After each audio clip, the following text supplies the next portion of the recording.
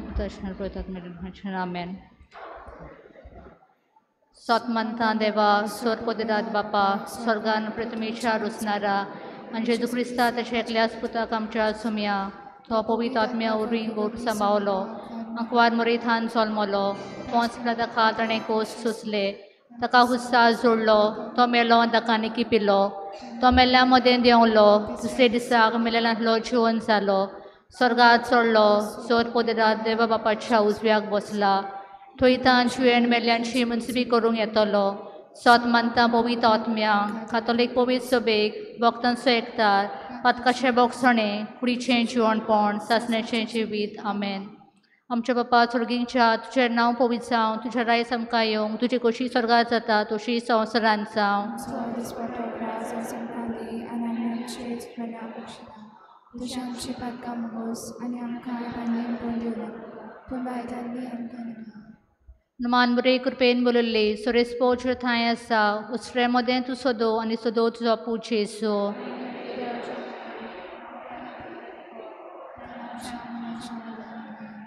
नमान बरे कृपेन बोलले सुरेश पोच थांय आसा उसरे मदें तूं सोदो आनी सोदो तुजो पूज जेसू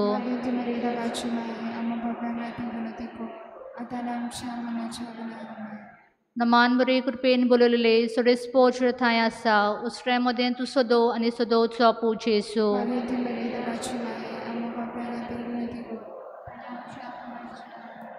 मोहिमा बापाक आनी पुताक आनी पवित्र आत्म्या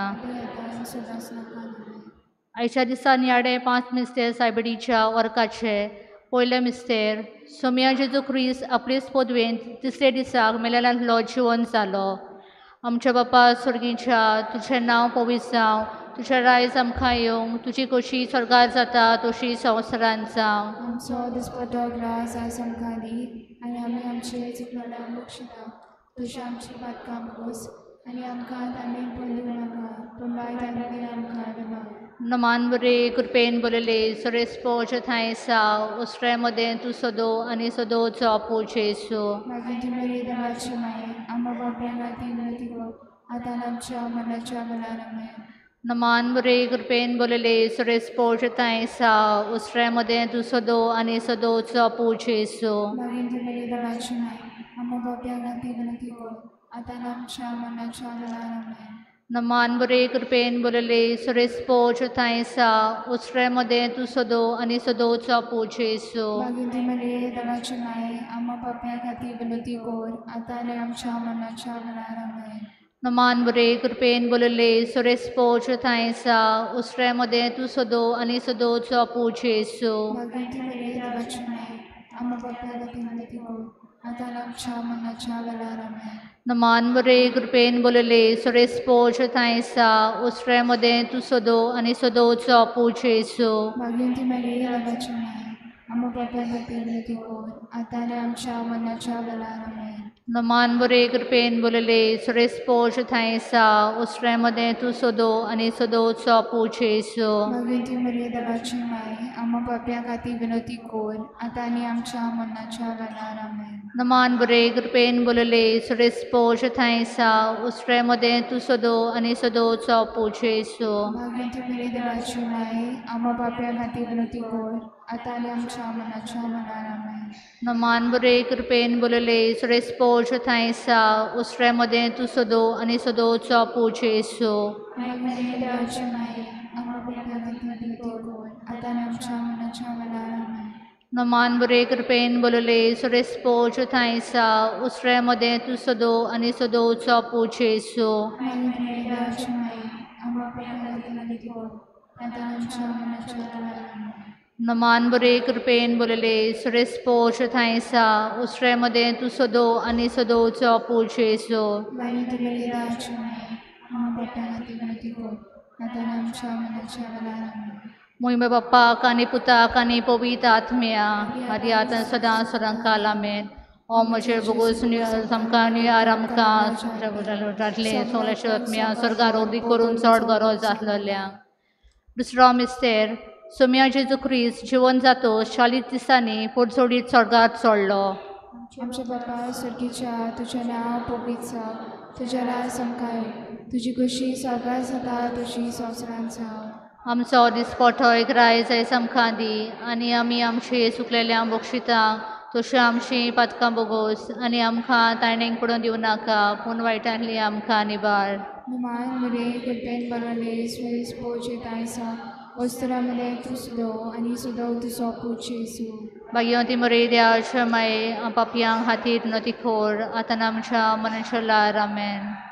Naman muli kupen balale swes poche taisa ostramale tu sudo ani sudo tu sopu Jesu. Bagyon ti Maria siya papiang hatid no tikor at anam siya manansyala. Amen.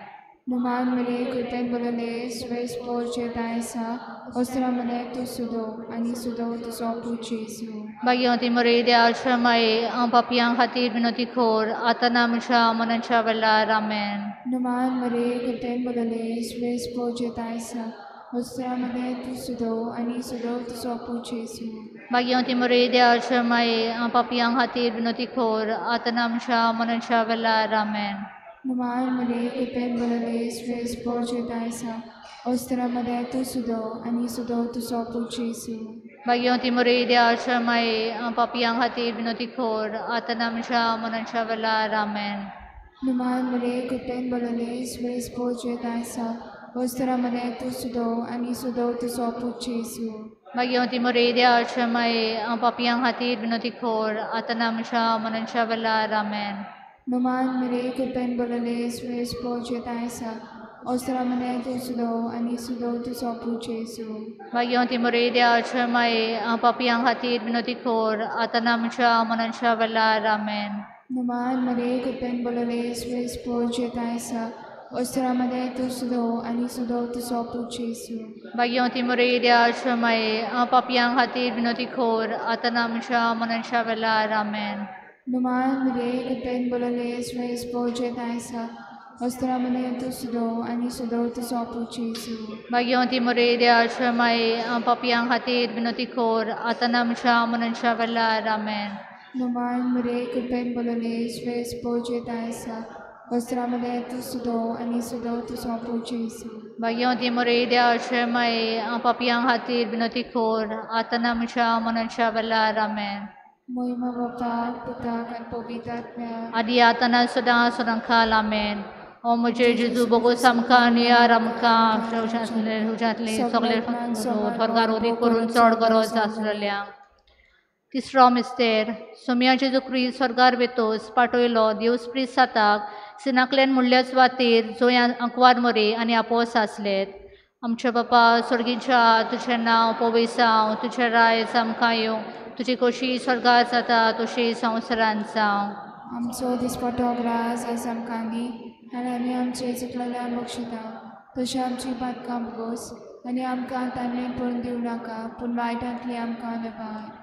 नमान मरे कृपेन बोलले सुरेश पोष थायसा उसरे मध्ये तू सोदो आणि सोदोचो पूजेसो. मागीर ती मरे देवाची माय अम्मा बापा खातीर विनोती कोर आतां आनी आमच्या मनाच्या वेळार आमेन. नमान मरे कृपेन बोलले सुरेश पोष थायसा उसरे मध्ये तू सोदो आणि सोदोचो पूजेसो. मागीर ती मरे देवाची माय अम्मा बापा खातीर विनोती कोर आतां आनी आमच्या मनाच्या वेळार आमेन. नमान मरे कृपेन बोलले सुरेश पोष थायसा उसरे मध्ये तू सोदो आणि सोदोचो पूजेसो. मागीर ती मरे देवाची माय अम्मा बापा खातीर विनोती कोर आतां आनी आमच्या मनाच्या वेळार आमेन. नमान मरे कृपेन बोलले सुरेश पोष थायसा उसरे मध्ये तू सोदो आणि सोदोचो पूजेसो. मागीर ती मरे देवाची माय अम्मा बापा खातीर विनोती कोर आतां आनी आमच्या मनाच्या वेळार आमेन. नमान मरे कृपेन बोलले सुरेश पोष थायसा उसरे मध्ये तू सोदो आणि सोदोचो पूजेसो. मागीर ती मरे देवाची माय अम्मा बापा खातीर विनोती कोर आतां आनी आमच्या मनाच्या वेळार आमेन. नमान मरे कृपेन बोलले सुरेश पोष थायसा उसरे मध्ये तू सोदो आणि सोदोचो पूजेसो. मागीर ती मरे देवाची माय अम्मा बापा खातीर विनोती कोर आतां आनी आमच्या मनाच्या वेळार आमेन. नमान मरे कृपेन बोलले सुरेश पोष थायसा उसरे मध्ये तू सोदो आणि सोदोचो पूजेसो. मागीर ती मरे देवाची माय अम्मा बापा खातीर विनोती कोर आतां आनी आमच्या मनाच्या वेळार आमेन. Naman buri kerpen bulale sures po chataisa usremode tu sodo ani sodo sa po Jesu. Maginti Maria, dabaci mai, am mabagati binoti ko, at alam siya manacha valaraman. Naman buri kerpen bulale sures po chataisa usremode tu sodo ani sodo sa po Jesu. Maginti Maria, dabaci mai, am mabagati binoti ko, at alam siya manacha valaraman. Naman buri kerpen bulale sures po chataisa usremode tu sodo ani sodo sa po Jesu. Maginti Maria, dabaci mai, am mabagati binoti ko, at alam siya manacha valaraman. Buta kani pawita atmia Adi atani sedang kalamen. O मुझे बघू समखान यारम खान पणाच्या उजांतली सवलेच्या आत्म्या सर्गारो रुदी करून चढगारो जासरल्या सो तो मिस्तेर सुम्या जेजूच्या मन्ना उपरांत सबार वर्सांनी आंकवार मरे कुडी आत्म्या सोय सर्गार वेली आमच्या बाप्पा स्वर्गीच्या तुझे नाव पवित्र तुझे राय समकाय तुझी कशी सोगा जाता तुझी संवसारांचा आमचो रिस्पोटो एग्राय जाय समकां दी आनी आमी आमचे चुकलेल्या मोक्षितांक तशें आमची पथकां बोगोस आनी आमकां ताणें पुणो दिवं नाका पूण वायटांतली आमकां निवार निमान मरे कृपेन बोलले सुरेश पोचे तायसा अस्तरामध्ये तू सुदो आणि सुदो चोपूचे येसू भाग्यवंती मरे देवाचे माये आम पापयां खातीर विनोती कोर आतां आमच्या मनाच्या वेळार आमेन निमान मरे कृपेन बोलले सुरेश पोचे तायसा अस्तरामध्ये तू सुदो आणि सुदो तू चोपूचे येसू भाग्यवंती मरे देवाचे माये आम पापयां खातीर विनोती कोर आतां आमच्या मनाच्या वेळार आमेन निमान मरे कृपेन बोलले सुरेश पोचे तायसा अस्तरामध्ये तू सुदो आणि सुदो तू चोपूचे येसू भाग्यवंती मरे देवाचे माये आम पापयां खातीर विनोती कोर आतां आमच्या मनाच्या वेळार आमेन निमान मरे कृपेन बोलले सुरेश पोचे तायसा अस्तरामध्ये तू सुदो आणि सुदो तू चोपूचे येसू भाग्यवंती मरे देवाचे माये आम पापयां खातीर विनोती कोर आतां आमच्या मनाच्या वेळार आमेन निमान मरे कृपेन बोलले सुरेश पोचे तायसा अस्तरामध्ये तू सुदो आणि सुदो तू चोपूचे येसू भाग्यवंती मरे देवाचे माये आम पापयां खातीर विनोती कोर आतां आमच्या मनाच्या वेळार आमेन निमान मरे कृपेन बोलले सुरेश पोचे तायसा अस्तरामध्ये तू सुदो आणि सुदो तू चोपूचे येसू भाग्यवंती मरे देवाचे माये आम पापयां खातीर विनोती कोर आतां आमच्या मनाच्या वेळार आमेन निमान मरे कृपेन बोलले सुरेश पोचे तायसा अस्तरामध्ये तू सुदो आणि सुदो तू चोपूचे येसू भाग्यवंती मरे देवाचे माये आम पापयां खातीर विनोती कोर आतां आमच्या मनाच्या वेळार आमेन निमान मरे कृपेन बोलले सुरेश पोचे तायसा अस्तरामध्ये तू सुदो आणि सुदो तू चोपूचे येसू भाग्यवंती मरे देवाचे माये आम पापयां खातीर विनोती कोर आतां आमच्या मनाच्या वेळार आमेन निमान मरे कृपेन बोलले सुरेश पोचे तायसा अस्तरामध्ये तू सुदो आणि सुदो तू चोपूचे येसू भाग्यवंती मरे देवाचे माये आम पापयां खातीर विनोती कोर आतां आमच्या मनाच्या वेळार आमेन निमान मरे कृपेन बोलले सुरेश पोचे तायसा अस्तरामध्ये तू सुदो आणि सुदो तू चोपूचे येसू भाग्यवंती मरे देवाचे माये आम पापयां खातीर विनोती कोर आतां आमच्या मनाच्या वेळार आमेन महिमा बापाक पुताक आनी पवित्र आत्म्याक आदी आतां सदां काल आमेन ओ म्हजे बगू समखान यार आमकां म्हज्या रुणांतली सगळ्यो आत्म्या स्वर्गारो उदी करून चड गरज आसलेल्यांक पांचवो मिस्तेर पवित्रत्वेन आंकवार मरेच्या मस्तकार मुकुट घाल्लो आनी केली तिका स्वर्गार आनी संवसाराची राणी आमचे बापा स्वर्गींच्या तुजें नांव पवित्र जावं तुजें राय आमकां येवं तुजी कशी स्वर्गार जाता तशी संवसारांत जावं आमचो दिसपट्टो ग्रास आयज आमकां दी आनी आमी आमचे चुकलेल्या बक्षिता तशी आमची पातकां मुगोस आनी आमकां ताणें पळोवन दिवं नाका पूण वायटांतली आमकां नेबार नमान बरे कृपेन बोलले सुरेश पोच थायसा उसरे मध्ये तू सोदो आनी सोदो चापू जेसो मागीर मरे देवाची माय आम्हा बाब्या खातीर विनंती कोर आतां आनी आमच्या मनाच्या वेळार आमेन नमान बरे कृपेन बोलले सुरेश पोच थायसा उसरे मध्ये तू सोदो आनी सोदो चापू जेसो मागीर मरे देवाची माय आम्हा बाब्या खातीर विनंती कोर आतां आनी आमच्या मनाच्या वेळार आमेन नमान बरे कृपेन बोलले सुरे स्पोच थायसा उसरे मध्ये तू सदो आणि सदोचा पूजेसो Maginti Maria debaci mai, ama bapea gati vertigo, adanam shavana chavanarame. नमान बरे कृपेन बोलले सुरे स्पोच थायसा उसरे मध्ये तू सदो आणि सदोचा पूजेसो Maginti Maria debaci mai, ama bapea gati vertigo, adanam shavana chavanarame. नमान बरे कृपेन बोलले सुरे स्पोच थायसा उसरे मध्ये तू सदो आणि सदोचा पूजेसो Debaci mai, ama bapea gati vertigo, adanam shavana chavanarame.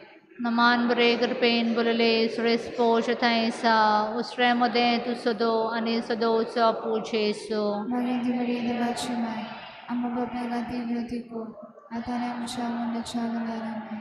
नमान बरे कृपेन बोलले सुरेश पोष थायसा उसरे मध्ये तू सदो आणि सदोचा पूजेसो Maginti Maria debaci mai, ama bapea gati vertigo, adanam shavana chavanarame. नमान बरे कृपेन बोलले सुरेश पोष थायसा उसरे मध्ये तू सदो आणि सदोचा पूजेसो Maginti Maria debaci mai, ama bapea gati vertigo, adanam shavana chavanarame. नमान बरे कृपेन बोलले सुरेश पोष थायसा उसरे मध्ये तू सदो आणि सदोचा पूजेसो Maginti Maria debaci mai, ama bapea gati vertigo, adanam shavana chavanarame. नमान बरे कृपेन बोलले सुरेश पोष थायसा उसरे मध्ये तू सदो आणि सदोचा पूजेसो Maginti Maria debaci mai, ama bapea gati vertigo, adanam shavana chavanarame. महिमा बापा कनी पुता कनी पवित्र आत्म्या Adi atani सदा सदांकालामेन म्हजे जेजू बगू समखा निवाराम कायम कोणाच्या उजांतली सगळ्या आत्म्या स्वर्गार वरोधी करून चढगारो जासल्या नमाराणी काकुतीचे माये तुझगे आमचे जिवीत अमृत आणि बरमासो आम्ही पदेशी वेची बालका तुका उलो मारता हे दुखाच्या कोंडान आसतना सुस्का सोडून दोन करून माय तुका प्राता आमचे दयाच्या रातींनी तुझी काकुतीची नदर घाल तू कनवाली आणि मोगाल दुलोबांक वार मरे या पदेसा उपरांत तुझा पूजेचो आमकां दाखोय व्यवसायाला ते आमकां पावस जावच्या बसून पाप साहेबाच्या इतिहासान आमच्या पासुर्गीच्या तुझें नांव पवित्र जावं तुझ्या रायज आमकां येवंक तुजी कशी स्वर्गार जाता तशी संवसारांत जावं आमी आमची चुकलेल्या बक्षिता तशी आमची बातकां मुगोस आनी आमकां धालेर बंद येवं नाका पण वायटांतली आमकां हाडवा. मानबरे कृपेन बोलले सुरेश पोच थायसा उसरे मध्ये तू सदो आनी सदोचो पूजेसो तुमी देवाची माय आम्हा बापा खातीर प्रतिको आतां आमच्या मनाच्या वनार महिमा बाप्पा कानी पुता कानी पवित्र आत्म्या आदी आतां सदां सुनाका देवाचे वेदी सोरी हांवें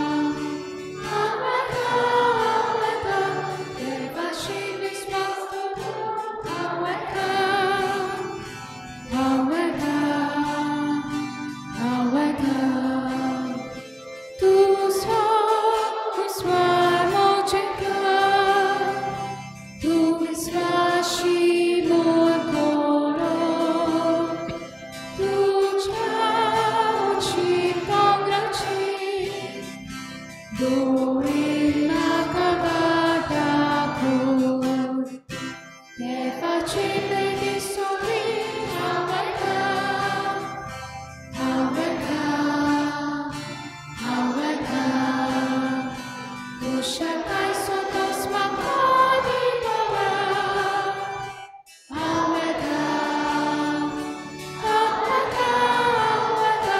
देवाशी विश्वास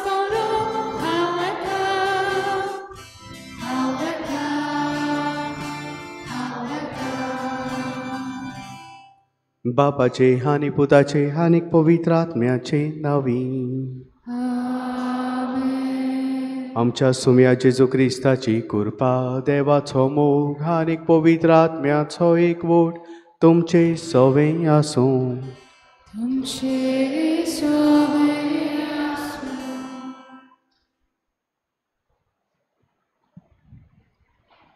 मोगाळ भयणी भावानो,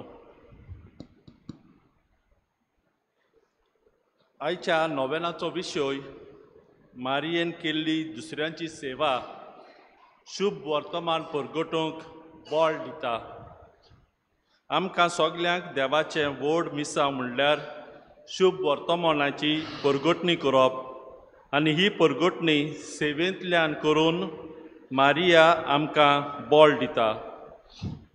तिणें दुसऱ्यांचो हुस्को दाखयलो, आपल्या जिवितांत त्याग करून सेवा दिली आनी सेवेंतल्यान जेजू दुसऱ्यांक दिलो.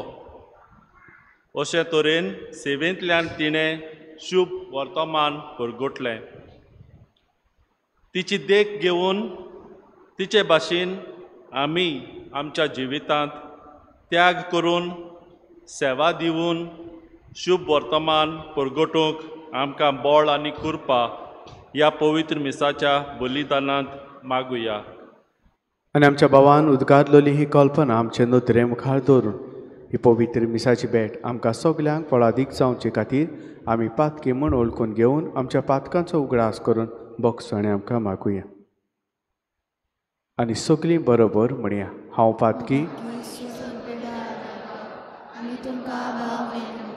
म्हजो गुन्यांव जाणून सांगता, मनात चिंतून तोंडाक चल वायट बरें सोडून हांवें जायतीं पातकां केल्यात. हो म्हजो अपराध, हो म्हजो अपराध, हो म्हजो बोबड अपराध. ह्या प्रसंगांनी सदांच सांगता मेळ्ळी सगळ्यांक तुमकां आनी भोगता आनी तुमकां भाव मेळ्ळो. म्हजे रात्री आमच्या सगळ्या लागीं आनी प्रार्थना मागता. सौर पदवीदार देव आमची काकलूत करून आमची पातकां बगसून आमकां सासणाच्या जिविताक पावोवंक.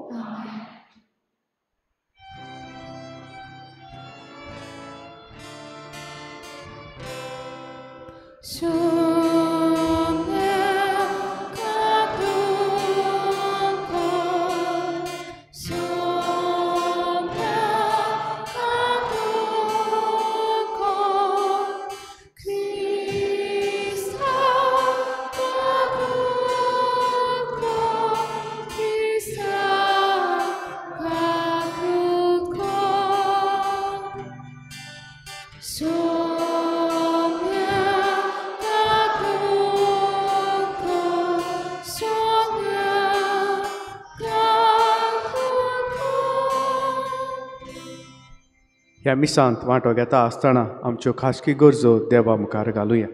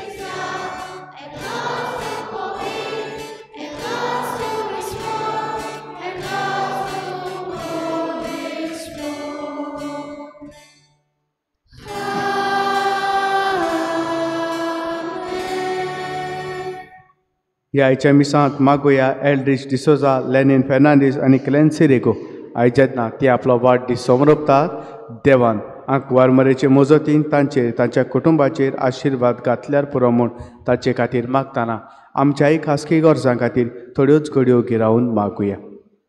आयज दुसरी आपलो वाट दीस सोमरपतात, काजाराचो दीस सोमरपतात, तांचोय उगडास करुया. प्रार्थुया. सोर पदवेदार देवा, आमच्या मोगाळ बापा, सर्व संपूर्ण देणी तुजे तावन उपजतात. आमची काळजां तुज्या मोगान पेटय आनी आमची भक्ती चडय. अशें आमकां तूं दिताय ती सगळी बरी देणी पुसून वाडय. ती जतनायेन राख आनीक मय पासान बाळगून दवर. तुमच्या सुम्या तुज्या पुता जेजू क्रिस्ता वरवीं तो खरो देव तुजे सगळे पवित्र आत्मेच्या एकपणान जी येता आनीक राजवट चलयता सासणाच्या सासणांक.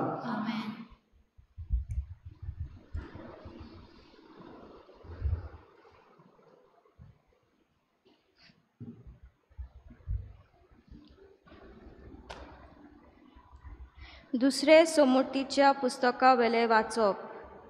मोइजेसान लोकां लागीं उलोवन म्हणलें, आतां इस्रायेला, तुमकां जिवीत मेळचे खातीर आनी सर्वेस्पर तुमच्या पुर्वजांचो देव तुमकां दिता तो देस तुमी भोगूंक पावचे खातीर हांव तुमकां आयज आज्ञा आनी कायदे शिकयता.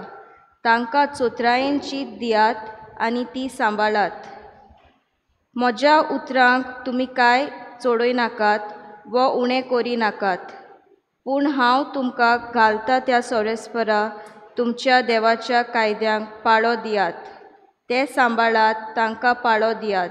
आनी अशें हेरा लोकांक तुमची जानवाय आनी शाणेपण दिश्टी पडटली. ह्या कायद्याची खबर आयकून ती म्हणटली, खरेंच ह्या व्हडट्या राष्ट्रा भाशेन दुसरे खंयचेच पोरजेक इतली जानवाय आनी शाणेपण ना. आनी खरेंच आमी उलो मारता तितलेय पावटी सोरेस्पोर आमचो देव आमकां लागीं आसा ते भाशेन आनी खंयच्या व्हडल्या राष्ट्राचे देव तांकां लागीं आशीत. आयज तांकां दिता ते सोमुटी असले कायदे आनी नेम खंयच्या व्हडल्या राष्ट्रांक आशीत. देवाचें उतर हें. आमचो जबाब जातलो, सर्वेस्परा तुज्या तोंबूंत बिराद करूंक कोणाक मेळोत. सगलीं म्हणया, सर्वेस्परा तुज्या तोंबून बिराद करूंक कोणाक मेळोत. चुकी विणें भोंवता, न्यायनितीन चलता, काळजांतान सोत उलयता, आपले जिबेन पेल्याचेर बोगलांता घालिना असल्याच मनशाक जबाब, सर्वेस्परा तुज्या तोंबून बिराद करूंक कोणाक मेळोत. पेल्यांक कसलेच वायट करिना, आपल्या भावाचेर लोचंदा घालिना, कोश्ट्या नोश्ट्या मनशाक कांटांतल्या, पूण सर्वेस्पराची भोक्ती करतल्यांक मानान लेखता असलेच मनशाक जबाब, सर्वेस्परा तुज्या तोंबून बिराद करूंक कोणाक मेळोत. उश्णें दिता, वाट घेना, लोंश खावंक कबूल ना, निरोपराध्याक वायट करिना असल्याच मनशाक जो मनीस असो चलता तो थीर आसतलो सदांकाल. जबाब, सर्वेस्परा तुज्या तोंबून बिराद करूंक कोणाक मेळोत.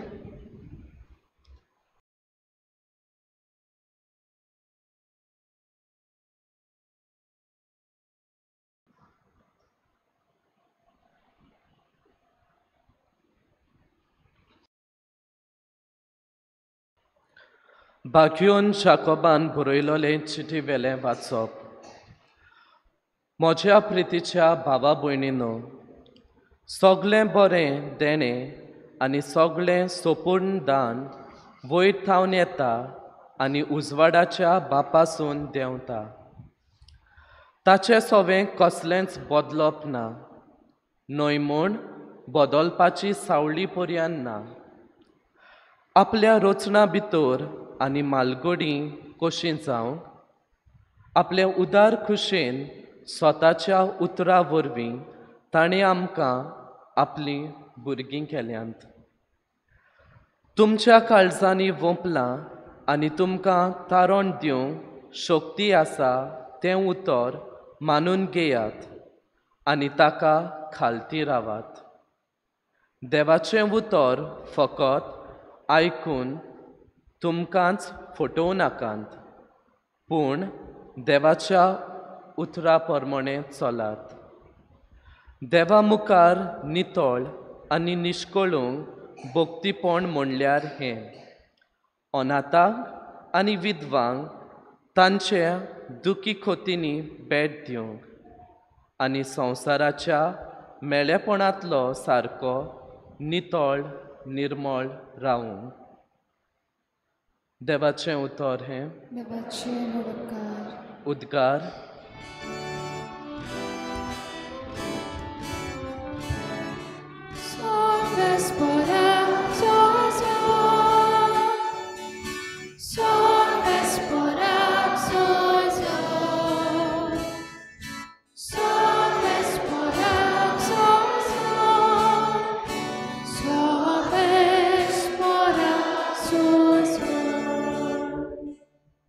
आपल्या रोचणा भितर मालगोडी जावंक आमी आपले उदार खुशेन स्वता उतरा वरवीं बापान आमकां आपली मोगाळ भुरगीं केलीं.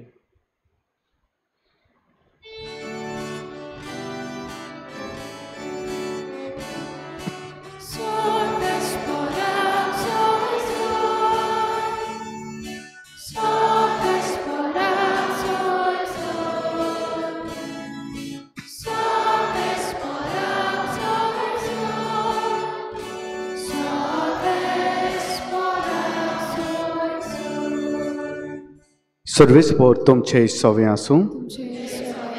मार्को प्रमाणे जेजू क्रिस्ताचें शुभ वर्तमान. फारिजेव आनी थोडे धर्मशास्त्री जेरुजाल्याक तावन येवन जेजूचो शिंयाक वटले आनी तांच्या शिसांतल्या थोड्या मेळे हातांनी म्हणजे हात धुनासतना जेवतात ते तांणी पळयले.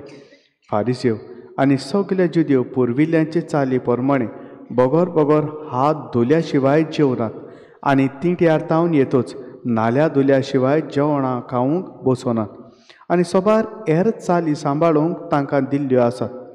पात्रांत कोळशे आनी काणशाची आयदनां धुवप म्हणटूच फारिजेवांनी आनी धर्मशास्त्र्यांनी तांचे लागीं विचारले, जाणट्यांनी करून दवरलेले चाली प्रमाणे तुजे शीस कित्याक चलनात आनी मेळ्या हातांनी कित्याक जेवतात खातात.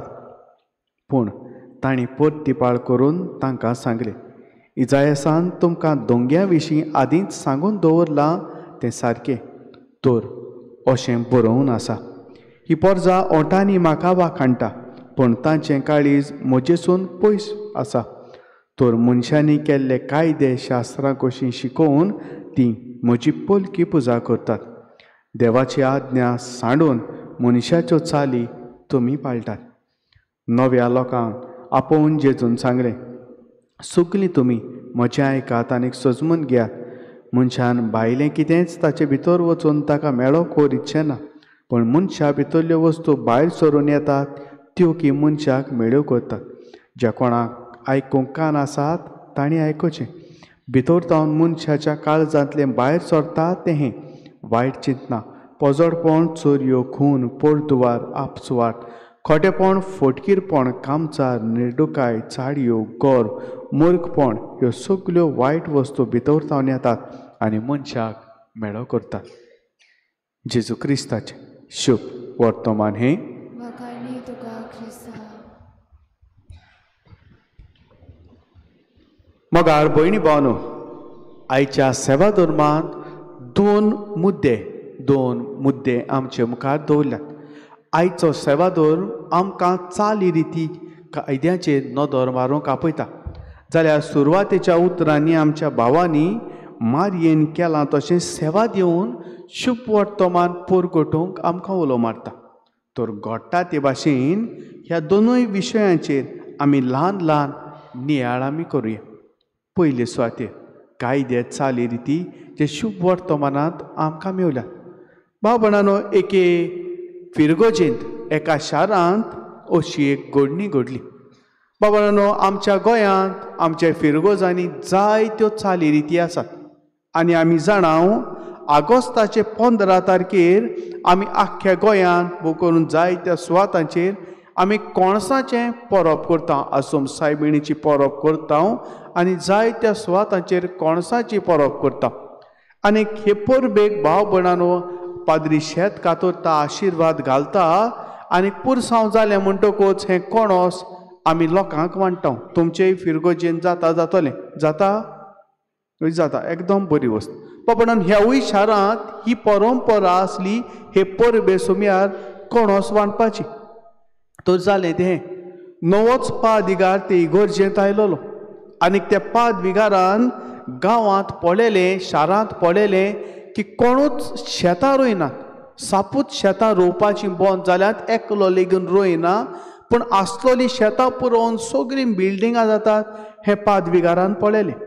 आनी ह्या खातीर भाव भयणानो ऑगस्टाची 15 तारीख येता म्हणसर सगळ्या लोकांनी कमिटीचे मनीस जे आसलेले परबे निमतान येवन पाद्विगाराक सांगलें, फादर 15 तारखेर आमचें मोठ्ठें गोणगोणान फेस्त जाता आनी फेस्त जालें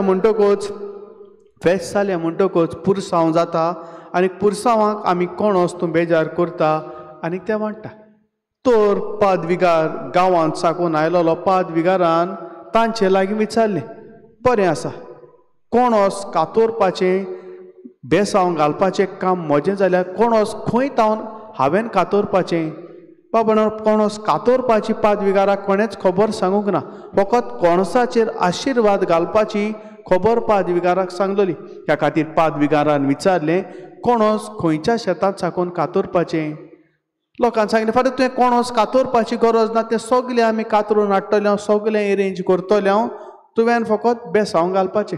पाद्विगाराक मातशें उत्सुकाय जाली आनी पाद्विगारान बारीकसाणेन विचारलें, कोणोस तुमी खंयसावन हाडटल्यात.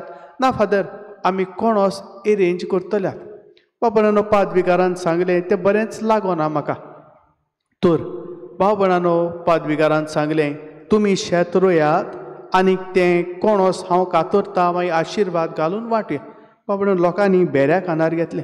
तर त्या गांवांत घडटालें तें अशें, त्या शारांत अशें घडटालें. 12 तारखेर 13 तारखेर सांकिस्तांव रातच्या वेळार वेतालो, कोणाचें तरी शेत कातरून उमकें हाडटालो आनी सकाळीं 15 तारखेर पाद्विगाराक बेसांव घालूंक दितालो. हें तांचें सदांचेंच जावन गेल्लें. कोण रोयता, कोण आशिर्वाद घालता आनी कोण घरा व्हरोन नांव जोडटा, असली गोत तांची आसली. बाबा पाद्विगाराक सारकेंच कळले उपरांत पाद्विगारान सांगलें, हांव ह्या कोणसाचेर आशिर्वाद घालिना. कित्याक हें कोणोस तुमी 15 तारखेर म्हाका हाडून दिलां तें तुमच्या कोश्टाचें न्हय, हें चोरयेच्या कोणसाचेर हांव आशिर्वाद घालिना, ना म्हण देवाकूय तें मानना. बाबा पाद्विगारान आपल्या उतराक उबो रावलो आनी ताणें त्या फेस्ताक कोणसाचेर आशिर्वाद घालूंक ना तो खरो. भाव भयणानो ह्या खातीर गांवांत शारांत मोठ्ठो बोवाळ जालो.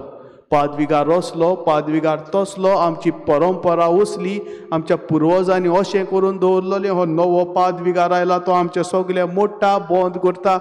पाद्विगाराच्यो वेता थंयसर खबरो खंय आख्या शारांत. पूण पाद्विगारान तांचें आयकूंक ना तें खरें. पयलें वरस जालें, पाद्विगाराचें दुसरें वरस जालें, आशिर्वाद घालूंक ना.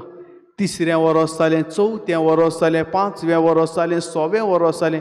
बाबा 7व्या वर्साक कोणें तरी चिंतलें, चल हांव म्हजें शेत रोयतलो. आनी पाद्विगार 7व्या वर्साक भाव भयणानो पाद्विगाराक सांगलें, फादर हांव म्हजें शेत रोयतां आनी उपरांत कोणोस कातरूंक यो. भाव भयणानो पाद्विगार चुकलो, लोक चुकलो, म्हाका खबर ना. तुमी चिंतचें, नियाळ करचो. बाबा अशीच एक गोत एका मोठान घडली. एक मोठ आसलो आनी तातूंत तांचो फुडारी आसलो आनी दुसरे ताचे शिश्य आसले.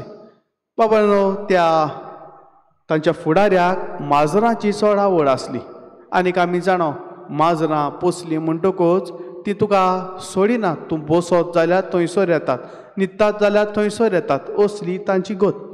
बाबा जालें तें त्या मोठान तांचो मागण्याचो वेळ जेन्ना आसतालो तेन्ना हें माजर येवन तांकां मागणें करूंक दिनासलें. पांयांक घोश्टवतालें, हे भाशेन तांकां डिस्टर्ब करतालें.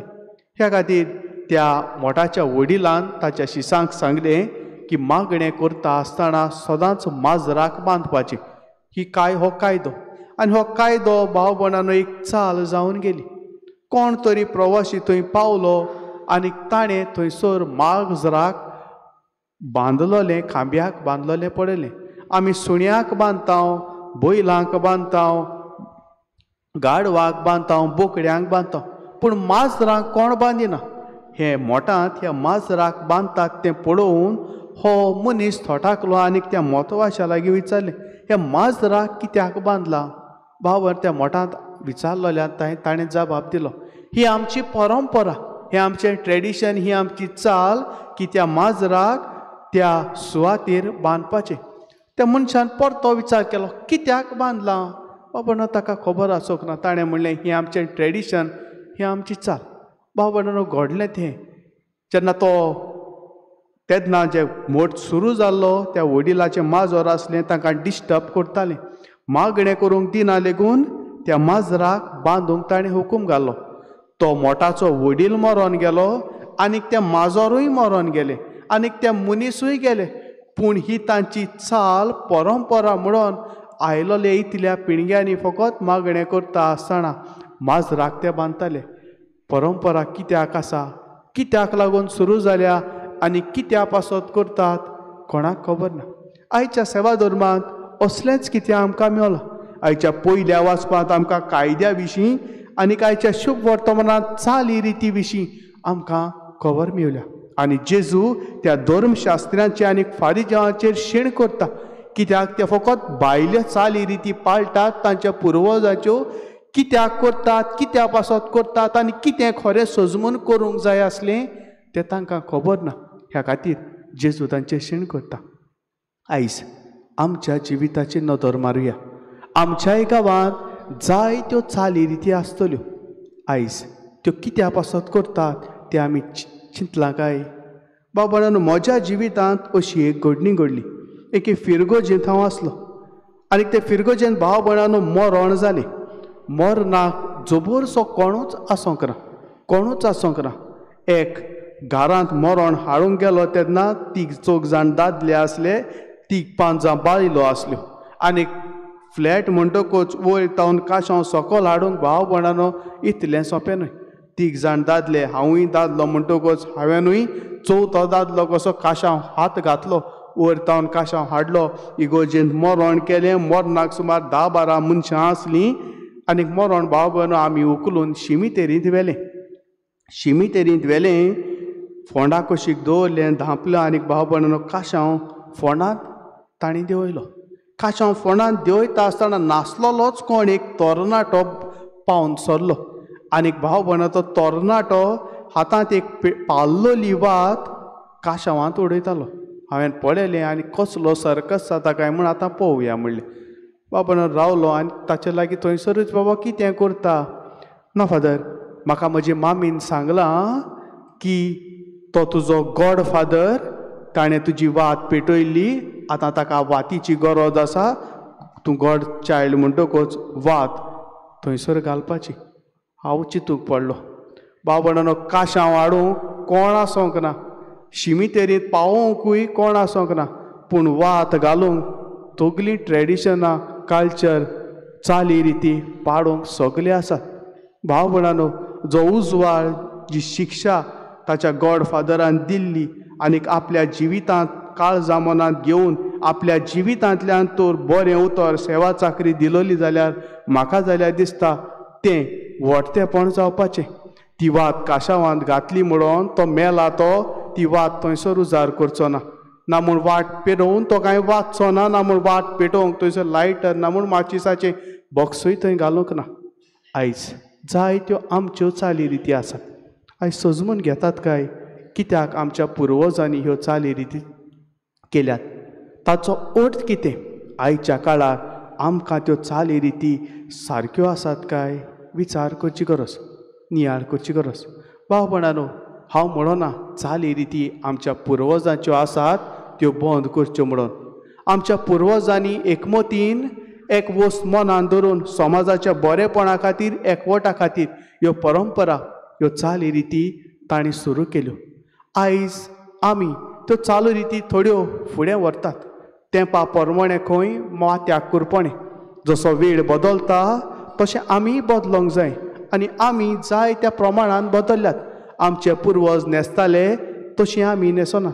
आमचे पुर्वज जेवण खाण जेवताले तसलीं जेवणां आमी जेवनात.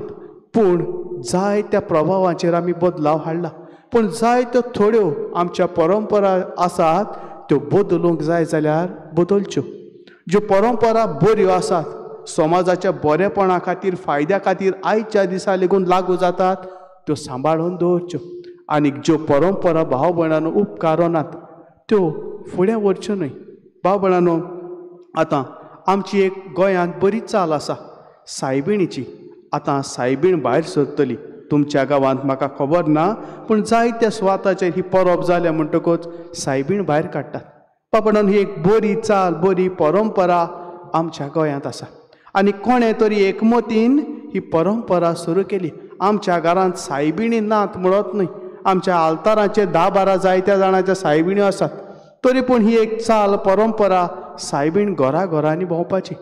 भाव भयणांनो, आमची परंपरा अशी, ह्या घराक साकून त्या घराक, शेजाऱ्याक ही सायबीण वेता. पूण जायते फावटी आतां मॉडिफिकेशन अशें भाव भयणांनो जालां. शेजारी झगडटात आनीक ती म्हणटात हांव कशीच सायबीण तांगेर तावन व्हरचो ना, हांव तांगेर तावन सायबीण व्हरतलो. भाव भयणांनो, मागीर पादविकारा लेगीत केस्तांव येता. पादविकार सांगता हे वाटेनूच व्हरोंक जाय, ती वाटेन पावनात, हांव दुबय वचपाचो आसा, हें आसा.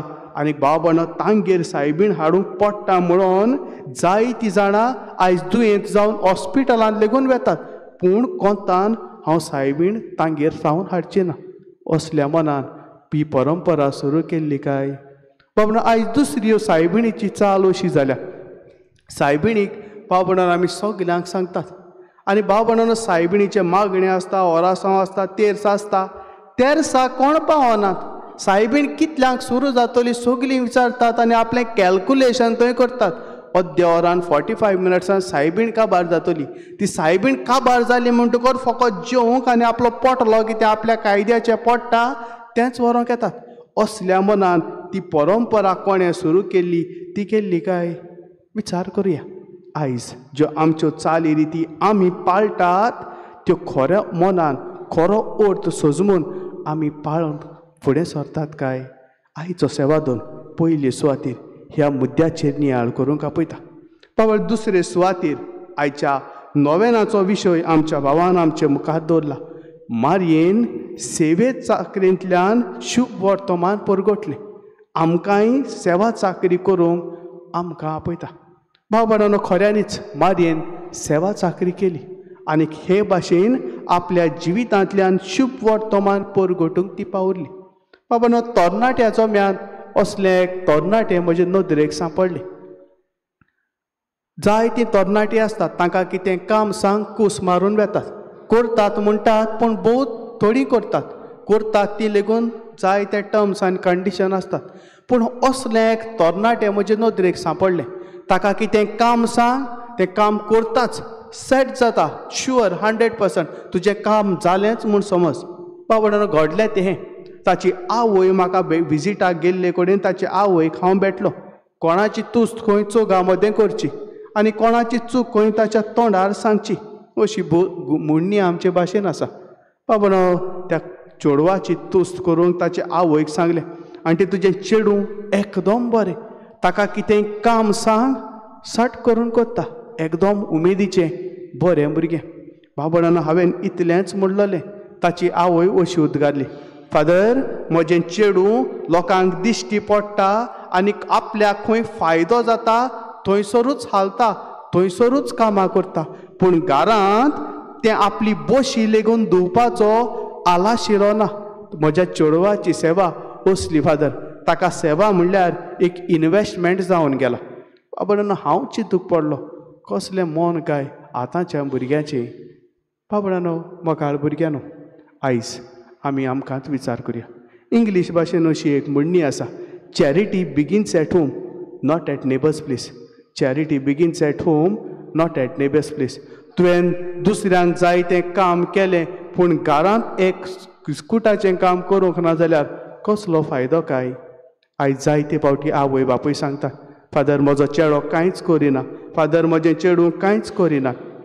जायते फावटी भुरगीं कशीं जेन्ना आवय बापूय सांगतात मातशें हें काम कर रे, इतलो वेळ ती मोबायल घेवन आसतात. पूण काम सांगलें म्हणटकूच आपण लिसांव करूंक वेता म्हणटात. थोडे आसतात काम सांगलें म्हणटकूच इल्लो असो वेळ ते कोदेलार बसतात, मुखार टी व्ही आसता, प्ले स्टेशन घेवन थोडे खेळतात, वा थोडे टी व्ही पळयतात, एका हातांत मोबायल आसता, दुसऱ्या हातांत पॉपकॉर्न आसतात, टी व्ही पळयतात. पूण काम सांगूंक वच केस्कुटाचें काम जायना, बिजी आसा म्हणटा.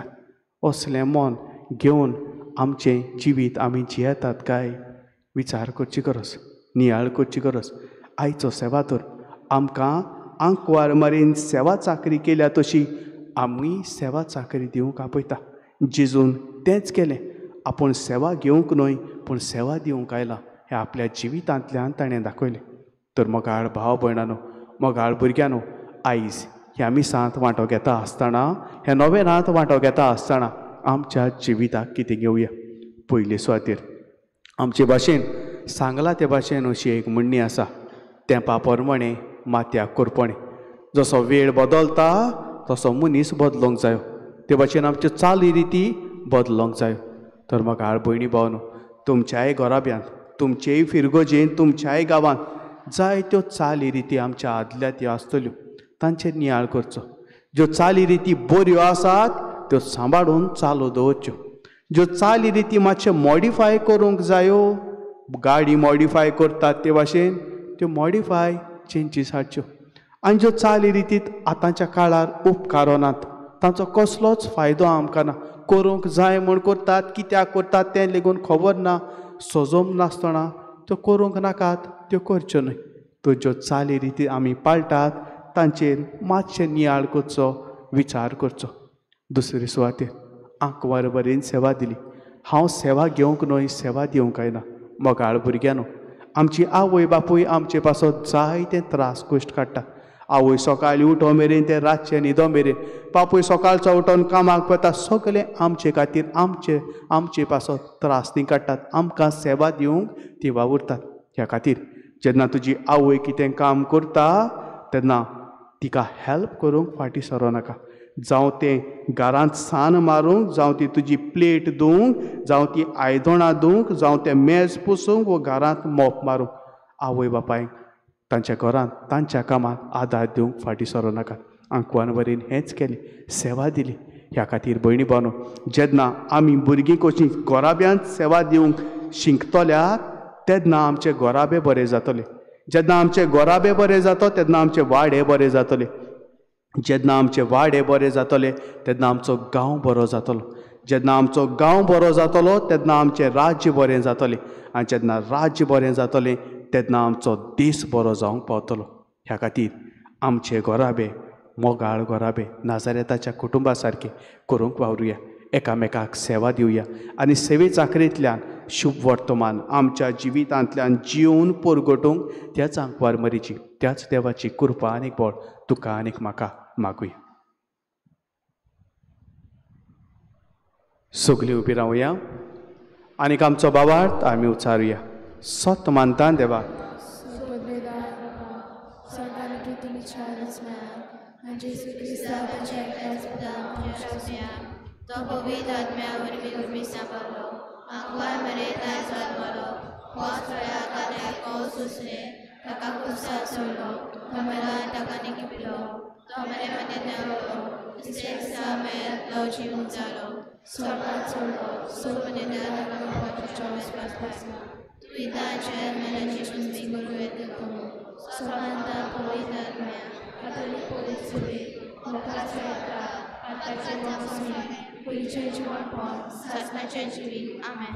ह्या वेळार थोड्यो आमच्यो करचो आमची मागणी देवाक उबारुया.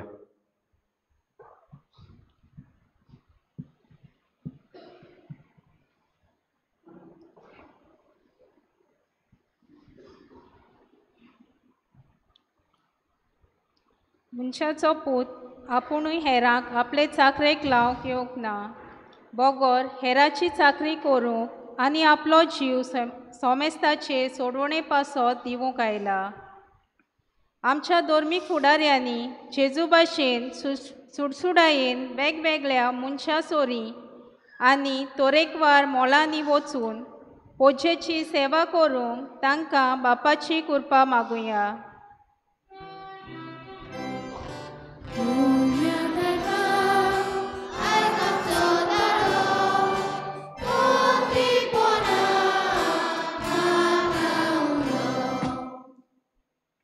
एकल्याक देवान एक खेरीक वर्ग गूण दिल्लो आसा तर बरे कारभारी कशे ह्या वेगवेगळ्या वर्ग गुणाचो उपयोग करून एकामेकाची चाकरी करात.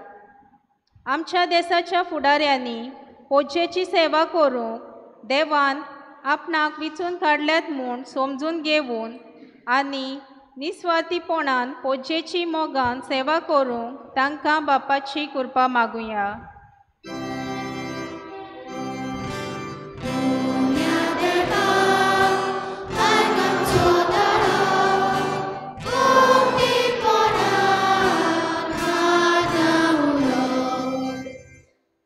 भावा भयणीनो, देवान तुमकां स्वतंत्र जावंक आपयल्यात पूण स्वतंत्रतेच्या निबान मात पातकी सोयबाच्यो कोश्यो पाळिनाकात.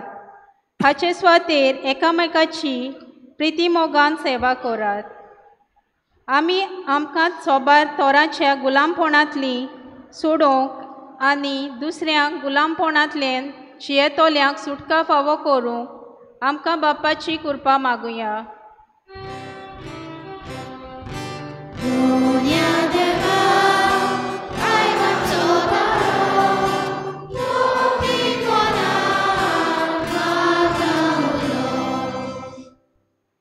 आपापल्या फायद्याचें कितें तें पळोवं नाकात पूण दुसऱ्याक कितें फायद्याक पडटा तें पळयात. आमी आमचो फायदो पळयनासतना दुसऱ्याची मोगान सेवा करूंक दुसऱ्याच्या जिवितांत बरेंपण हाडूंक वावरूंक आमकां बापाची कृपा मागुया.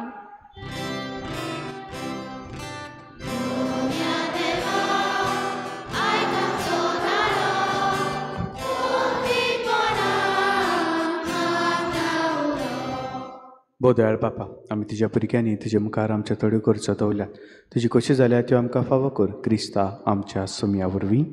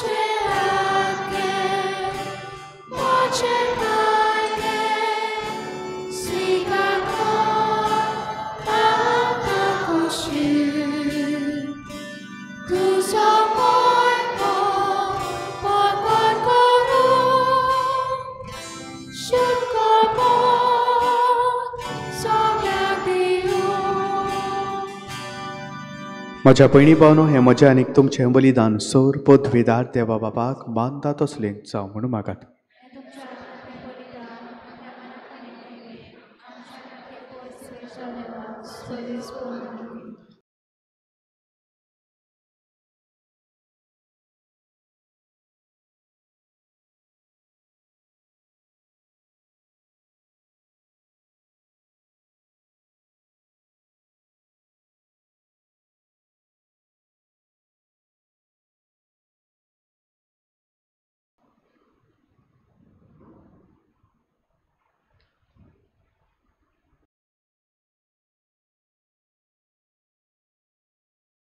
जिव्या देवा, पवित्र बापा, जेजूच्या कुडी रोगताच्या बलिदाना वरवीं तुजो आशिर्वाद आमचे वयर दिवं आनीक तुजें जिवीत आनीक पवित्रताय संपूर्ण नायेन आमकां फावो जावं हें आमी मागता तुज्या पुता जेजूचे नांवी. सर्वेस्पोत तुमचे सोवें आसूं. आमची काळजां उबारुया. सर्वेस्पराक आमच्या देवाक दिन वासुया.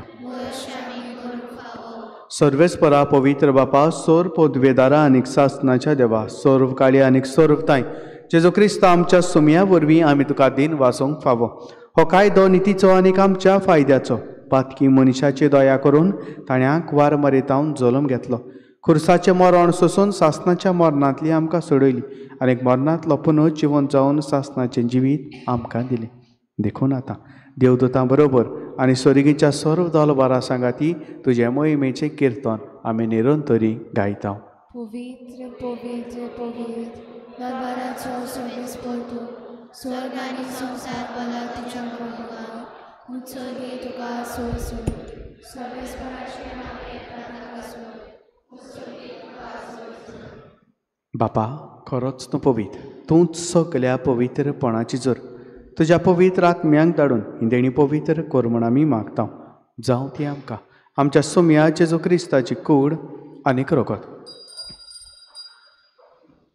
आपलेच कशेन कोश्ट मरण सोसूंक वेच्या आदीं ताणें उडो घेतलो तुका दिन वाचून तो मोडलो तो आपल्याशी सांग दिलो आनीक म्हणलें हो तुमी समेस्त घेयात आनी खायात ही म्हजी कूड तुमचे पासत समोर पोंची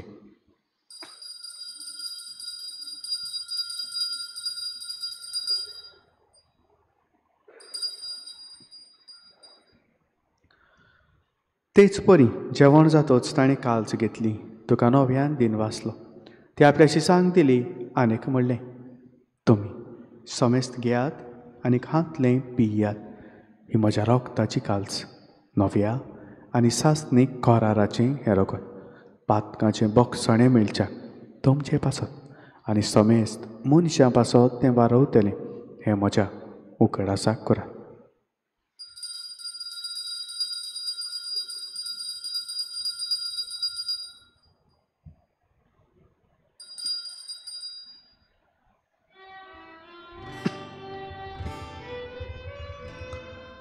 भावार्थाचो गूट पोरगोटोया तुज्या खुसानी तुळशी पोरपोरा पोती तुमरा पासोरली सोम्या संसाराच्या सोगोनारा आमची सोगोन बापा जेजूच्या मरणाचो आनी पुनर्जिवंतपणाचो आमी भक्तीपणी उगडास करता आनी हो जिविताचो उंडो आनी ही सोडवणीची काल्स तुका समर्पिता तुजे मुखार येवंक आनी तुजी सेवा करूंक आमकां फावो केलें देखून आमी तुका तीन वाचता आनी जेजूची कूड आनी रगत शेवतले आमा समेस्तांक पवित्र आत्म्या वरवीं एकठांय कर म्हण आमी नम्रतायेन मागता सर्वेस्परा आख्खे प्रितमेचेर विस्तारलेले तुजे पवित्र सभेचो उगडास कर फ्रांसीस आमच्या भाग्यवंत बापा फिलीप नेरी आमच्या गवंडी बापा आनी सगल्या यात्निकी वर्गां बरोबर तिका प्रिती मोगान वाडय पुनर्जिवंतपणाचो बरवचो धरून मेल्यान ते आमच्या भाव भयणाची काकलूत कर तांकां आनी तुजे इश्टागोतीन ती मेल्ल्या समेस्तांक तुजें पोळ जोडीत मुखार मोळ पडोवंक फाव कर आमा समेस्तांची दया कर म्हण आमी मागता अशा कुवार मारी देवाचे माये सांगाती भाग्यवंत धरून दिता आनी सर्व काळी तुका मानवल्यान ते सगल्या भक्तां बरोबर सासणाच्या सुखांत आमकां वांटो दी तांच्या सांगाता तुजी मोहिमा गावंक आमकां फावो कर जेजू क्रिस्ता तुज्या पुता वरवीं त्याच जेजू वरवीं त्याच जेजू सांगाता त्याच जेजू ताई पवित्र आत्म्याच्या एकपणान सर पोदवेदार बापा सर्वंदन आनीक वैभव तुका सासणाच्या सासनाक आमच्या सोडवंडाराची आदन्या मनान धरून ताणें शिकयलेलें प्रार्थन धीर घेवन म्हणुया आमच्या बापाक तुझे राज आमकां तुजी खुशी स्वर्गांत जाता तशी संवसारांत जावं आमचो दिसपट्टो राज आमकां दी आनी आमी आमचे चुकलेल्या बक्षिना तशें आमची पातकां पोस आनी आमकां आतां पूण वायटांतली सर्वेस्परा वायटांतली आमकां निवार दया करून ह्या जिवितांत सवस्काय आमकां दी स्वर्गीच्या सुखाक आनी आमच्या सोडवणणारा जेजू क्रिस्ताच्या येण्याक आमी बरो वशान ओंतरेकता तर आमकां तुजे उदार काकलुतीन सोर पातकांतली सोडय आनीक सोराकांतांतली वाटाय सुम्या जेजू क्रिस्ता तुवें तुज्या धर्मदूतांक म्हणलें तुमकां शांती दवरता म्हजी शांती तुमकां दिता आमच्या पातकांचेर न्हय पूण जे पवित्र सभेच्या बावाळताचेर दिश्ट घाल आनी तुजे खोशे प्रमाणे तिका शांती दी आनी तूंच तिका एकवटान सांबाळ जो जियेता आनी खराच वट चलयता सासणाच्या सासणाक सुम्याची शांती सदां काल तुमचे सोबे आसूं एकामेकाक शांती दिया.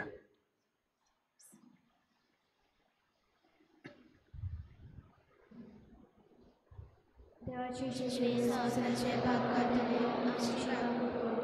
देवाचे शिळे संवसाराचे पाप काटिले आमची काकूट कर. देवाचे शिळे संवसाराचे पाप काटिले आमकां शांती दी.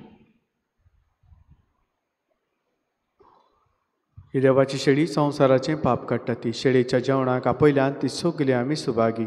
सुम्या तूं म्हज्या तरेच्या लोकांक पावना तुज्या काळजांतल्यान म्हाका बऱ्या किंमत दिली.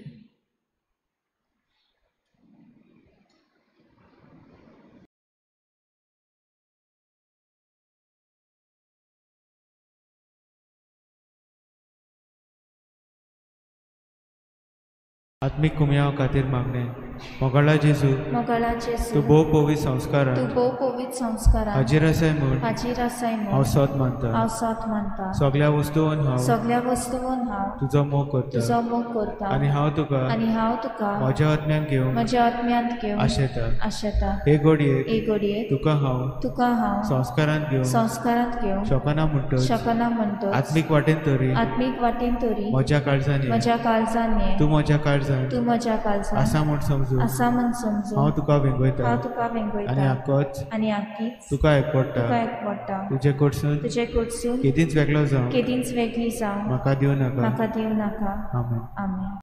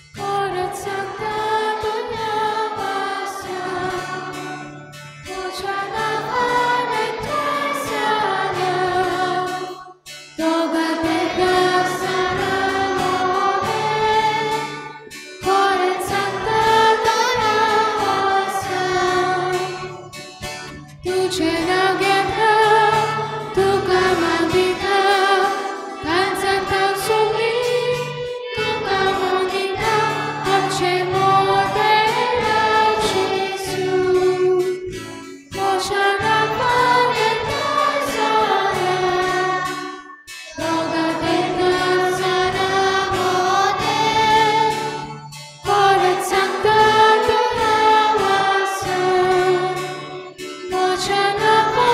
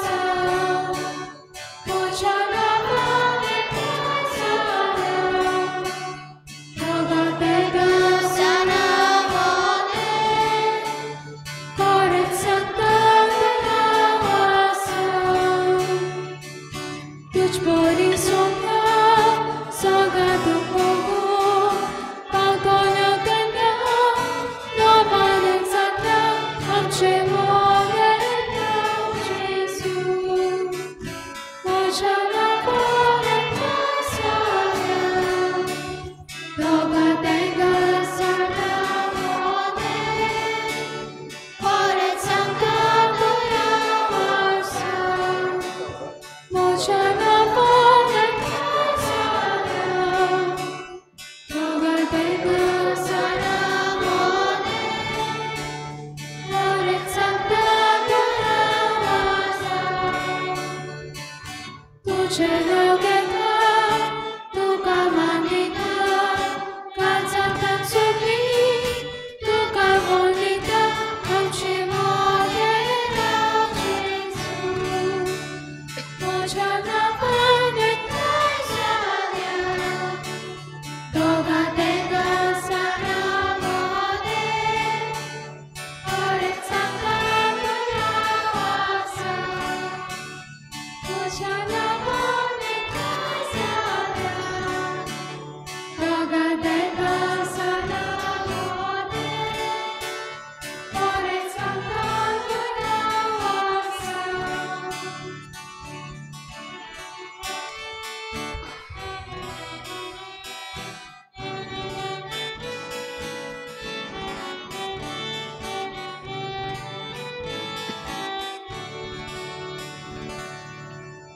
उबे रावया प्रार्थुया प्रितीच्या बापा स्वर्गीच्या जेवणांत तुवें आमकां दादोशी केलें मोग वाडोवन दिल्या ह्या जेवणांत आमची काळजां प्रिती मोगान थीर जावं आनी तुजीच सेवा मोगान करच्याक आमच्या भाव भयणाची चाकरी करूंक आमची उमेद चड चड वाडत वचूं हें आमी मागता तुज्या पुता जेजूचे नांवी मातशें बसुया.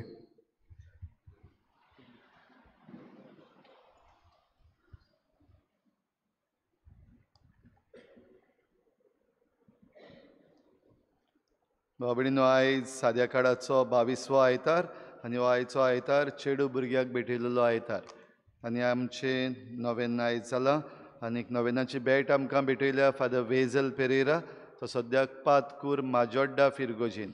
फादर वेझल तुका आमी देव बरें करूं म्हणटा. आयच्या दिसाक आमचे पासो ती मिसाची भेट भेटयली आनीक देवाचें उतर आमकां परगटलें देखून. गेल्ल्या आयताराचें दान जालें 19,060 रुपया. येता तो आयतार 23वो आयतार त्या दिसाक सायबीण मांयच्या जल्माची परब आमी मनयता. तशेंच समाजीक प्रेशितायेचो दीस. चोत्रायदोरची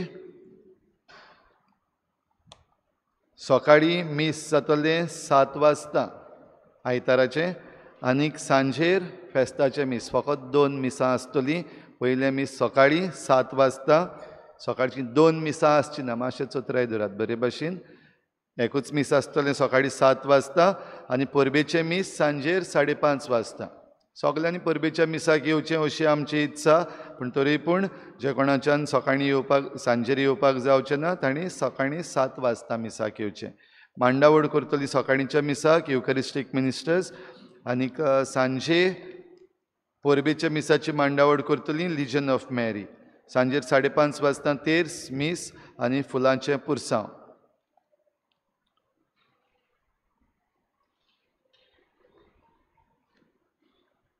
भुरग्यांनी सगल्यांनी चोत्राय धरची. फुडल्या आयताराक दोतोन आसची ना म्हणटच डायरेक्ट तुमी फेस्ताक येवपाचें. ओके 4:45 वाजता दोतोन आसचें ना. 5:30 वाजता तेर्स सुरू जातलो. 5:30 वाजता तेर्साक सगल्या भुरग्यांनी पावचें आनीक फेस्ताचे परबेन वांटो घेवचो. ज्यो जबाबदारी तुमकां दिल्ल्यो आसात जण एकल्याक त्यो तुमी जण एकल्यान जबाबदाऱ्यो पाळच्यो. फेस्ता दिसाक आमी मदर्स डे आमचे फिरगोजीन मनयता. जाल्यार ल्हानसो कार्यक्रम मिसा उपरांत जातलो आवयां पासत. ल्हानसो म्हणल्यार फकत ल्हानसो 2च आयटम आसतले. देखून सगल्या आवयांनी मीस जाल्या उपरांत मुखार येवन बसचें. आमचे वॉलंटियर्स लिजन ऑफ मॅरीचे तशेंच तरणाटी आनी संदेशकारां तुमकां हे बाबतीन वॉलंटियर करतलीं तांचें तुमी आयकुचें. तशेंच आवयच्या दिसाक आमी आमच्या भुरग्यांक कितेंय खावड आनी धाकटीशी पॅकेट्स तयार करून दिता. ही मांडावळ सांबाळटली लिजन ऑफ मॅरी 5 तारखेर 6 तारखेर आनी 7 तारखेर म्हणजे नोवेनाचे निमणे 3 दीस तुमच्या मदल्या कोणाकूय कितेंय वस्तू हाडपाक जाय ज्यो भुरग्यांक दिवपाच्यो जाल्यार तुमी ह्या 3 दिसांनी हाडच्यो. 5, 6, 7 तारखेर एक बास्केट दवरलेली आसतली इतली व्हडली, तातूंत तुमी तें हाडून घालूं येता.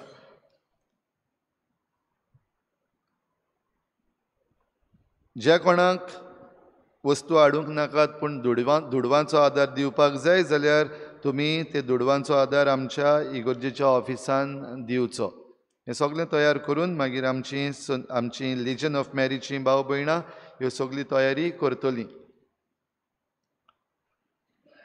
सगळ्या आयज चेडूं भुरग्यांचो दीस. सगळ्या चेडूं भुरग्यांक आमची परबीं happy girl child day. Thank you म्हणाय. तुमकां एक ऑफर हाडलेलो आसा फेस्ता दिसाक. फेस्ता दिसाक सगळीं चेडवां जीं आसात जितल्या जाणांक खुशी आसा सायबीण माय जावपाक. त्या दिसाक फेस्ता दिसाक तुमकां सायबीण माय जावपाक हो सोयेक मेळटलो. बरे भशेन आयकात. जीं 9 वर्सांहून वयर चेडवां आसात आनी क्रिज्म घेवंक ना अजून पासून तांकां हो ऑफर. तुमी सायबीण जावपाक कोणाकूय जरी तर खुशी आसा त्या दिसाक फेस्ता दिसाक हें कशे भाशेन जातलें कितें करपाचें हें तुमकां सांगतल्यात. तुमी आतां मिस जाल्या उपरांत मेलवी प्रेजिडेंट ऑफ लिजन ऑफ मॅरी हाका मेळचें आनी तुमचीं नांवां दिवचीं. कितें करपाक जाय तें सांगतलें. आवय बापायनी हाचे विशीं चोत्राय दवरची. फेस्ता दिसाक आमचीं चेडवां सायबीण मायचे भाशेन न्हेसतलीं. तशेंच तुमी फुलांच्या पुरसांवांक बऱ्योशो बास्केट्स घेवन येतात. त्याय पासत एक धाकटेंशें कॉम्पिटिशन दवरलेलें आसा. हें फकत भुरग्यांक न्हू वाडलेल्यांकूय बीन सगल्यांक open to all. Flower basket dressing competition म्हळ्यार तुमी बरी तुमची बास्केट बरे भशेन डेकोरेट करून हाडची आनी जीं कोण ह्या स्पर्धांत वांटो घेतात तांणी 5 वाजता आपली बास्केट हाडपाक जाय. 8 तारखेर फेस्ता दिसाक 5 वाजता तुमची बास्केट भायर पावपाक जाय आनी त्या उपरांत ताचें जजींग जातलें. मागीर तुमी तीच बास्केट तुमची फुलांच्या पुरसांवाक वापरूं येता.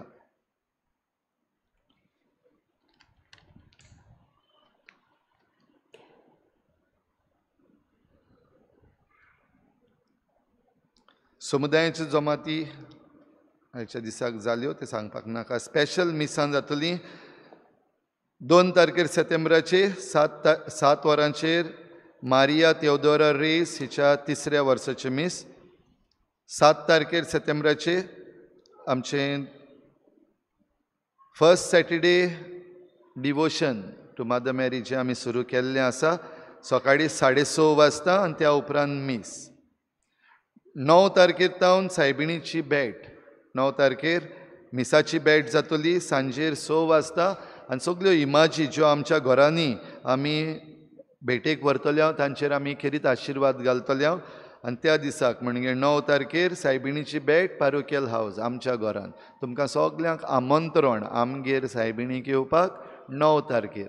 10 तारखेर सावन सायबिणीची भेट तुमच्या घरांनी वाड्या वाड्यांनी वेतली. जी मांडावळ केल्ली आसा त्या प्रमाणे 10 तारखेर तावन ती सुरू जातली. सायबिणीची भेटे विशीं एक चोत्राय परतून आनीक एक फावटी आमी मागण्याची रीत जी तयार जाल्ली आसा ती तुमकां दितले हांव. ती तुमी वापरची.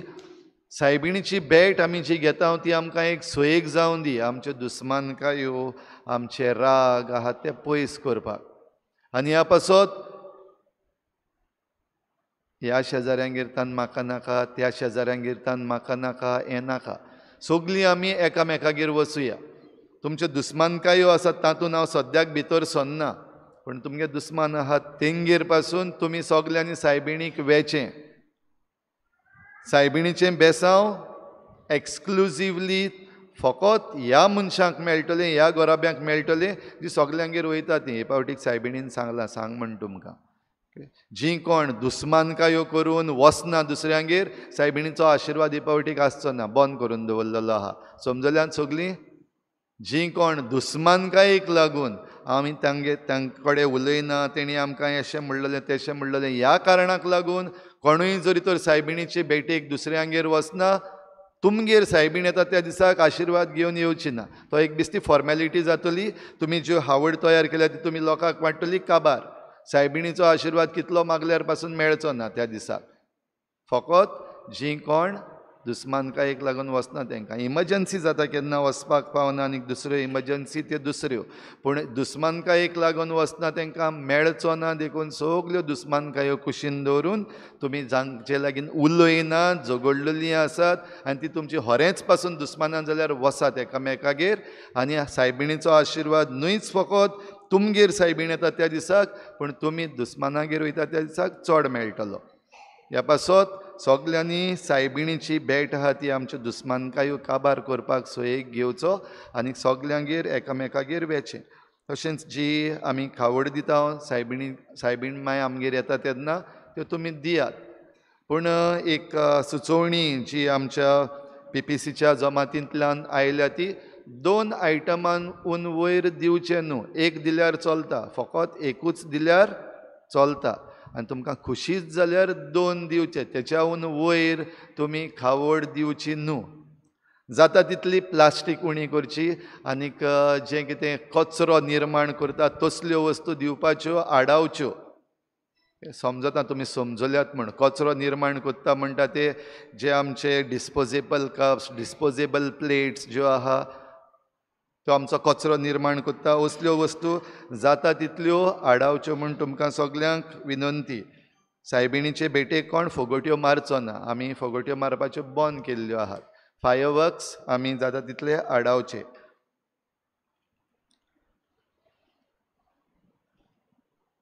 आमी देव बरें करूं म्हणटा. गूड सॅमरिटन फंड हाका एका बऱ्या देखणारान 5,000 दिल्यात आनीक एका बऱ्या देखणारान आमचे इगोर्जे पासत 5,000 दिल्यात. देवान तुमच्या उदारपणाचेर आशिर्वाद घालूं. मिशनरीज फॅमिलीज ऑफ क्रायस्ट कळोवंक लायता there will be a residential camp for youth 9th September to 12th September. हो कॅम्प पालोटी होम चिकाली हांगासर जातलो 12 ते 21 वर्साच्या तरणाट्यांक. हाच्यो डिटेल्स नोटीस बोर्डार घातलेल्यो आसात. Worldwide marriage encounter Goa unit कळोवंक लायता residential weekend for married couples from 27th to 29th September. हो कार्यक्रम जातलो पाद्र आरुपे इन्स्टिट्यूट राया. खरीत भाशेन सगल्या जोडप्यांक एक सोयेक वेचें तुमी थंयसर. हाच्योय डिटेल्स नोटीस बोर्डार घातलेल्यो आसा त्यो तुमी पळोवच्यो. आतां मीस जाल्या उपरांत आमची तरणाटीं सगल्यांक बाराबर मेळपाक इल्लोसो वेळ हावजी घडोवन हाडटात. तशेंच आयज विकरेक स्नॅक्सूय आसतले ते तुमी घेवचे. सगलीं उबी रावया. सर्वेस्पोर तुमचे सवे आसूं आनीक सौर पदवीदाद दिव बाप पूत आनीक पवित्र आत्मो तुमचेर आपलो आशिर्वाद घालूं. वचून येयात क्रिस्ताची शांतीन तुमकां धाडटा.